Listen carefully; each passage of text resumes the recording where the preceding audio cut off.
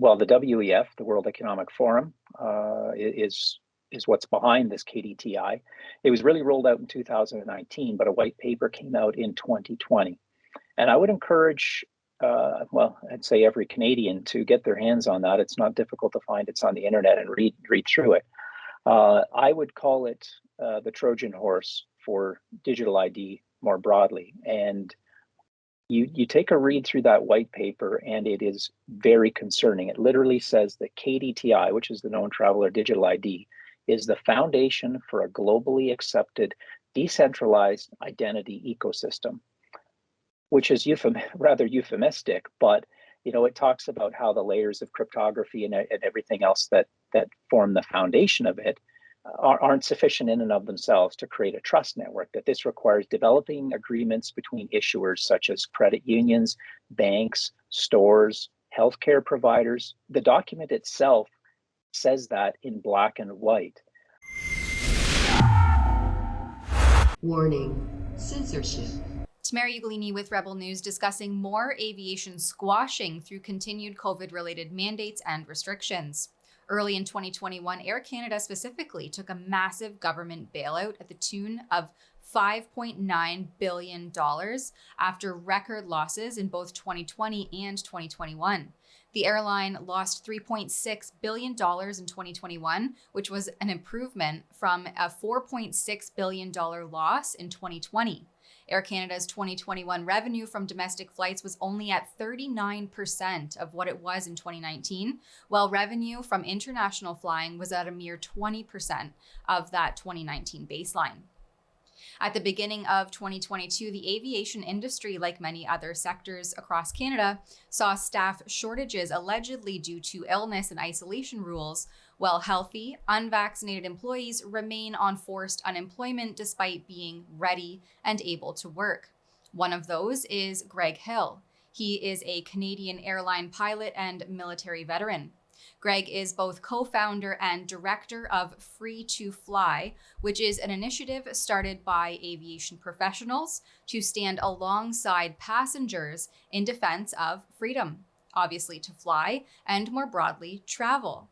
Despite vaccine mandates now being reined in almost all sectors across Canada by provincial and territorial guidance, federal travel restrictions remain heavy-handed. Greg and I discuss what this has looked like for him, a pilot with an impeccable safety record. Check it out.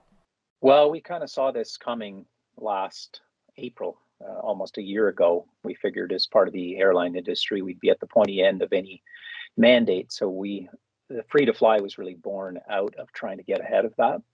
And it did go the route that we expected it to go.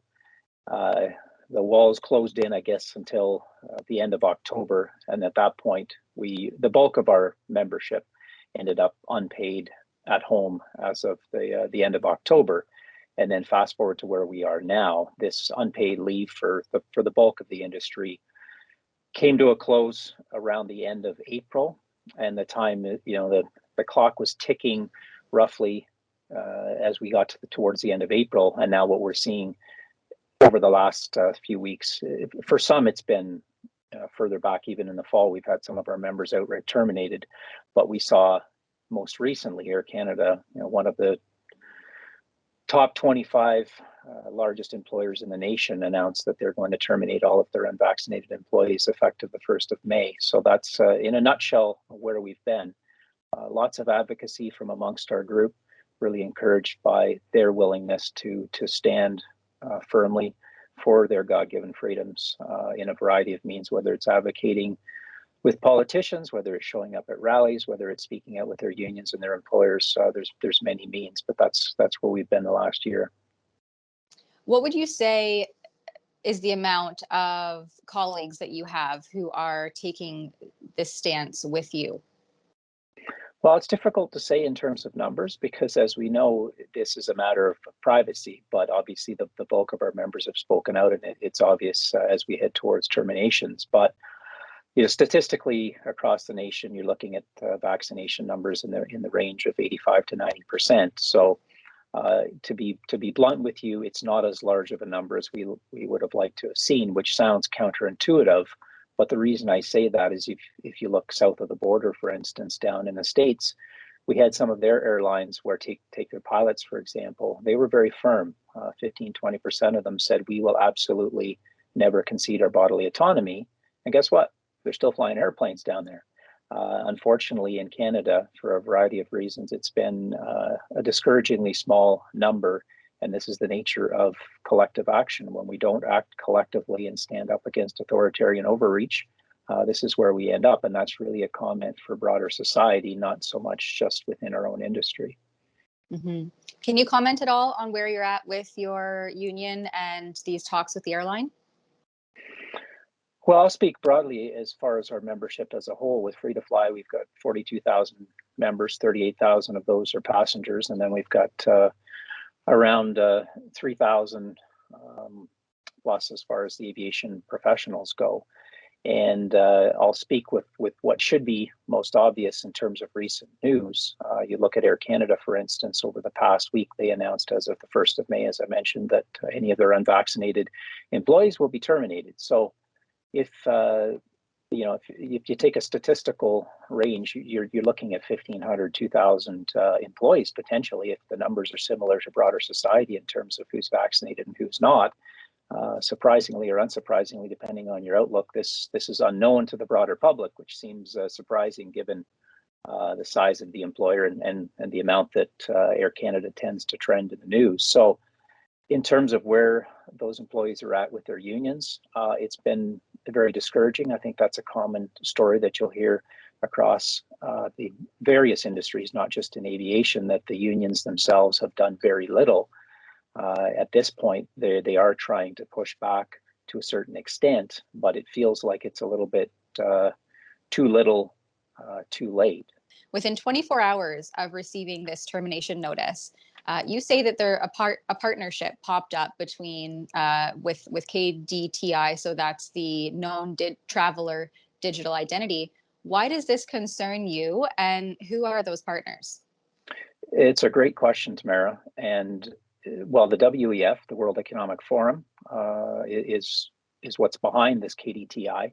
It was really rolled out in 2019, but a white paper came out in 2020. And I would encourage, I'd say every Canadian to get their hands on that. It's not difficult to find. It's on the internet and read through it.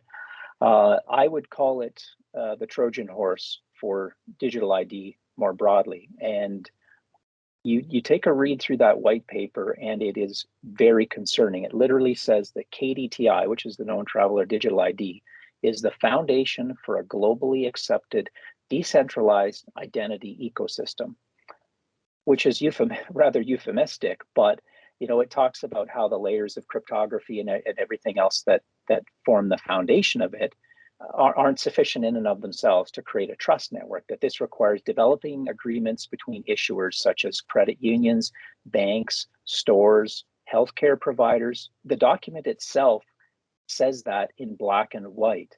And so this wasn't rolled out immediately just last week. It's been sitting around for a while, but I'd say it means something very, very different. And as it rolls out as something that seems convenient and increasing safety, which are things that we keep hearing over and over again, convenience and safety, convenience and safety. And before you know it, this cage starts to close around you. And I think broadly in society, we're kind of looking left and right sometimes, and people are feeling like, wow, I got through this unscathed. It looks like those guys are getting terminated, but I'm going to be okay. But I think what we don't realize is that there's a broader cage that's kind of closing around all of us at this point. And I think this TDI needs to be looked at in more depth by everyone in terms of where it's going. Connecting the dots is a very relevant aspect of these indiscriminate vaccine mandates. See, vaccine passports have begun the normalization of carrying around a scannable QR code on your cell phone to gain access to places, and that translates well into situations like airport security. After all, removing our shoes and belts and carrying travel-sized liquids in clear containers were all supposed to be temporary measures post 9/11 that still remain in place today, and in many instances have become even more aggressive. Like Greg says, it's all about convenience and safety. Soon your handy little QR code will be tied to your hotel, and then to your rental car. And, well, next thing we know it, we're building a known traveler status, which ties in attestations from your university, your bank statements, or your vaccination status. This decentralized identity foundation aims to be an open source, decentralized identity ecosystem that equips the identity community with the protocols, tools, and implementations necessary to create and validate identity attestation. This is the future that Greg is opposing, and he believes the vaccine mandates and, of course, the subsequent passports are the precursor to. The dots certainly connect, don't they? For Rebel News, I'm Tamara Ugolini. We're still fighting vaccine passports because this is the largest civil liberties infringement of our time. In partnership with the registered Canadian charity called the Democracy Fund, your donation to help fund active litigation on behalf of onboarded clients qualifies for a tax receipt as it's a charitable donation. To donate and stay up to date on active cases and our reporting on the topic, head on over to fightvaccinepassports.com and check it out. That website again is fightvaccinepassports.com.